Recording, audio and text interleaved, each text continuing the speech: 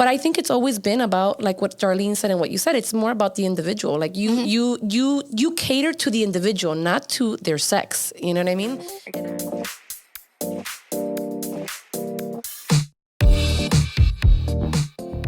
Welcome to Mama's Playground. This is Darlene. And this is Monica. I'm the girl mom. I see that. I have that same shirt, but it says boy mom. Oh man, you should have worn it. So yes, today we're gonna be talking about raising girls versus raising boys. And on the line, we have a good friend. Her name is Grace. Say hello.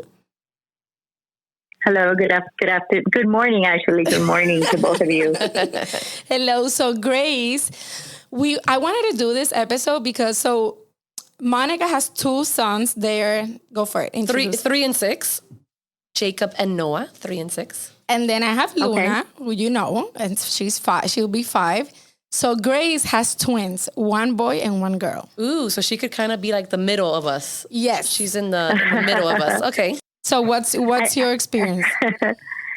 Sure. So, in my experience, actually, it's been a boy and a girl at the same age.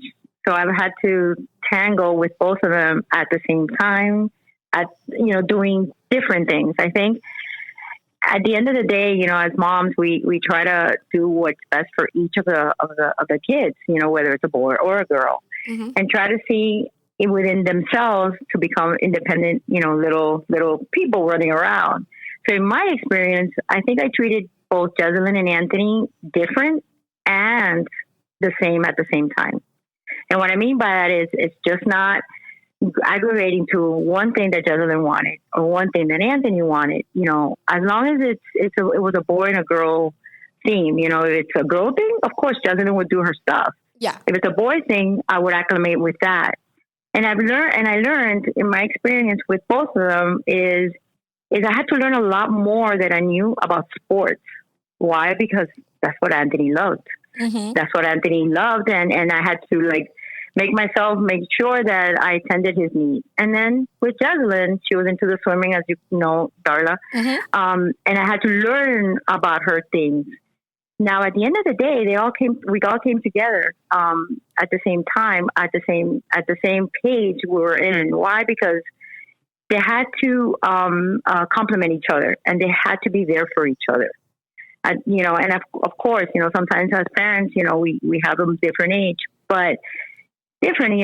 It's all about how we act each and every day, and what we tend to drive to each of them through their individuality. Yeah. I know, for instance, Jesselyn was always asking millions of questions about stocks. Anthony didn't care.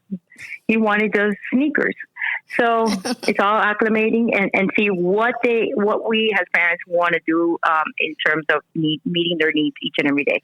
I don't you see, for me, I have 2 boys, obviously. One's 3 and one's 6. Mm-hmm. They're not older yet. So like for me, it's like, I don't raise them. For me, it's not like they're 2 boys. Yes. Mm-hmm. Yeah. But they're 2 very different boys. Oh yeah. I have, the little one that loves the sports, and then the other one that loves to be creative and loves to build stuff, and he sees beautiful things, and he's very, imaginative and creative. And the other one is more like, I want to hit the baseball, I want to punch the bag, They're and very different. They're very different. So for me, it's kind of like when I think of like raising kids in general, again, I don't have a girl, but I have my 2 boys. I always think like, I think you raise your kids with the same values, the same love, the same whatever. It doesn't have to do, for me at least, with like, okay, I'm going to treat the boy different, and I'm going to be a little bit more harsh on him because he's a boy and he needs to man up. Like that's not my take on it, And I think if I had a girl, I think I would treat them the same. It wouldn't be like the girl does the chores and she makes the bed and she cleans and she does it because she's the girl. Like she's the princess, correct. Which is these stereotypes. And like Grace just said the word, individuality. Absolutely, and that's in person. And for example, you have boys that, society tells them you have to be aggressive, you have to be in sports, you're the man of the house. What if he doesn't want to do sports? Then he's going to feel pressured that, oh man, I have to get into sports because if not, then, I'm not a boy. Yeah. And things like that. So at the end of the day, it's about the individuality, what they want. And then they did this study on a playground, and they were studying like girls versus boys. And this was super interesting because they found that the girls have more eye contact with other kids. So when they were studying both groups, and it's like the girls, they have eye contact, they start playing together. With the boys, they were not making any eye contact, and they were immediately being like hostile and aggressive and playing and pushing. And they went back to say that when a baby girl is born, she makes eye contact with the parent, with the mom, versus the boy, he's looking like around the room to the lights, all the doctors, everything, and then they go to the mom. His eyes are wandering. His eyes, and I totally agree with both. It's a matter of teaching them the right ways, teaching them the stuff that we grew up with knowing, and treating them the same. Because I treated them the same way. I mean, their expectations were different because they like different things. It's obvious. Right. But at the end of the day, they supported each other, regardless of the sex, regardless of older or not, but they supported each other in whatever each of them wanted to do individually. So that was what I always pressed on is like, whatever your sister wants to do, you have to be there, and vice versa. Now, to this point, they still support each other, whether they disagree or not. They're like perfect siblings. So you did a really good job there, Grace. Thank you. And it wasn't easy. And it wasn't easy because it wasn't mostly because of the age, and you had to do things at the same time, whether it's treating them, because they were sick, I would give them medicine at the same time. So those are things that, twin moms, adopt to and do, but support each other and their own individuality. So. For sure. That's the thing. Like when you see people, I mean, obviously it's more, we evolve, right? As, years pass, people evolve, the ideas evolve, this and that. Obviously we know that we're seeing it right now, with a lot of different things that maybe when we were growing up, we weren't used to, and now we're seeing things that we're like, but what I remember when I would talk to like the older generation, I'm talking about people now in their 80s and all that, like, it was the whole thing, and I don't want to go into this because this could get so like complex. I really, really don't, right. but they can get into the thing of like, if it's a boy, no, he's got to be the macho man and he's got to be like this, and the boy doesn't play with the doll. No, don't even let him pick up the doll. You know what I mean? And don't give him too much affection. He's gonna be a mama's boy. He's gonna be a mama's boy. Yeah. This and that, and like I have some of that instilled in me because of the way that I grew up. I'm in my 40s. I'm not 20, and my parents are older and all that, but I think it's always been about like what Darlene said and what you said. It's more about the individual. Like you cater to the individual, not to their sex. You know what I mean? Exactly. And if that individual likes to, for instance, my son loves to paint.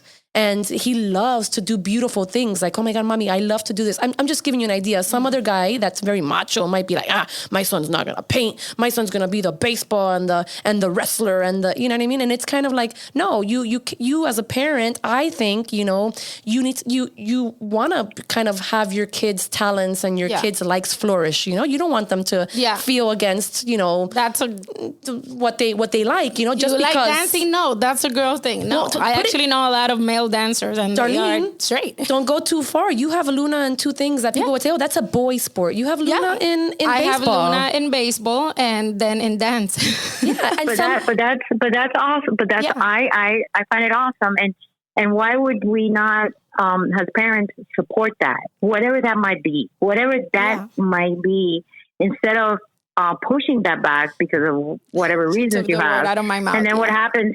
What happens is you create that huge distance between your kids and yourself. And that's what I think society right now is at that point that parents don't care what the child does. But I wasn't like that. I was involved in whatever, and that's what we need to do. Whatever they want. They asked me the other day, they're like, why baseball? That's a boy sport. And I'm like, she liked it. I played baseball when I was a little girl. Yeah. And I mean, baseball, it's okay. It's mostly boys, and then softball, the girls will get to softball, but she likes it. The techniques, the discipline that the sport has. We've talked about sports, about that before in one of our episodes, but And I like how she's learning other things through baseball. And then I see her interacting with the boys. It's like when she's older, she's not going to be intimidated by them, which is great. Yeah. And then I also have her, like, her dance recital is in May. Her last baseball game is probably a week before. There's nothing wrong with that.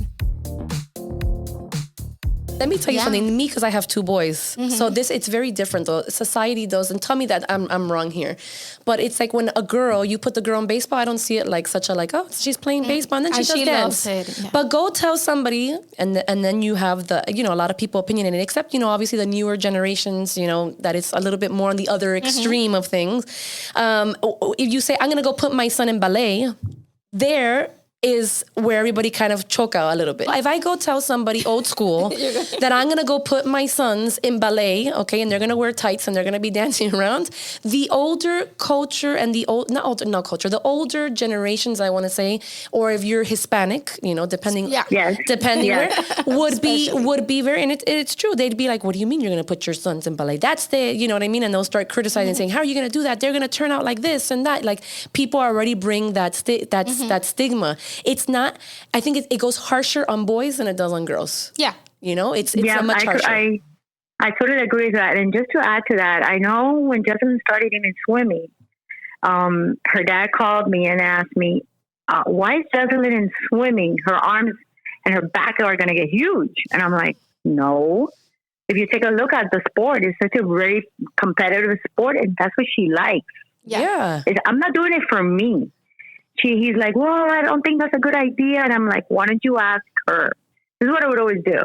Ask her what she wants to do. Because the one that's training and the one that's working hard each and every day to try to do something with that sport is her. Yeah. Not me. It's not me getting up in the morning. It's not me, doing sprints. It's not me. It's her. And that's what she likes. So as parents, we need to support that. So he's like, okay. And that, that just opened his eyes of like, well, that's what she likes. And let me be there for her in competition. That's all I wanted. So, support. It's like you're supporting your child in what they like, and not based off of their gender. You know what I mean? It's like, you want to go do T-ball or whatever. Okay, go do T-ball. You want to go paint, you go paint. You want to go, I don't know, dance hip hop because that's what you like. I don't know. Whatever it is, it's based off of individual. Yeah, not based off of like, oh, you're a girl and you shouldn't be playing sports. They should try everything. Luna now, she wants to play basketball. And then she said golf. That one I said no, because it's too expensive the hour. I'm like, anything but golf. But they that is. But they do get good scholarships. Another thing before we wrap up, it's in schools. Yes. I feel like in schools, there's also kind of like this, I don't know, ¿cómo se dice? The girls have to be this way. The boys have to be this way. Because now Luna, like the teacher has told me a couple of times, like her and her best friend in school, Ellie, like they get in trouble and they do stuff. And she said something the other day. It's like, oh, because it's like the girls, they're usually more behaved. And I'm like, why, if they're all the same age, why does the boy get to like be all crazy and run around and the girl has to be sitting down like a princess? Come on, they're all kids. Let them play. Yeah. Let them be kids. I can tell you from my experience, I think Anthony was always the more immature in regards to considering with school. I mean, they were at the same school and they had the same friends, which made a lot of sense, but Desna was always correcting him and helping him. No, Tata, that's what they would call each other. You do it this way, not that way. Because boys are kind of, and they do tend to be a little bit more immature. That I believe in. Slower, much slower than, and she was always like the mom, always. But like because we are different. Exactly. Boys and girls are different. We're not the same. Everybody wants to say, oh, no, we're going to put them all in the same thing. We're not. We're different. She would always support him. That testosterone, it takes him to another place. Oh, my God. Yes. But I think right now it's we live in a world that, we just need to be there more and be more present.